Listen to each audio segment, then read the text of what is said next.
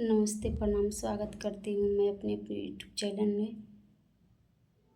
मैं आप सबके बीच एक कजरी गीत सुनाने जा रही हूँ। अच्छा लगे तो अपना दुलार प्यार दीजिएगा।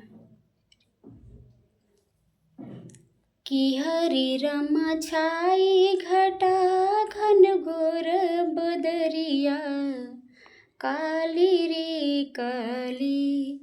कि हरि रमा छाई घटा घन घोर बदरिया, काली रे काली। बदरिया काली रे काली, बदरिया काली रे काली। कि हरि रमा छाई घटा घन घोर बदरिया, काली रे काली। घुमुड़ घुमुड़ आई बादल भारी, घुमुड़ घुमुड़ आई बादल भारी।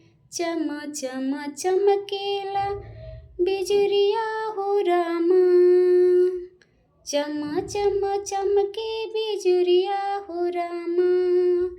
किया रे रामा गरज गरज करि सुर बदरिया, काली रे काली। किया हो रमा छाई घटा घन घोर बदरिया, काली रे काली।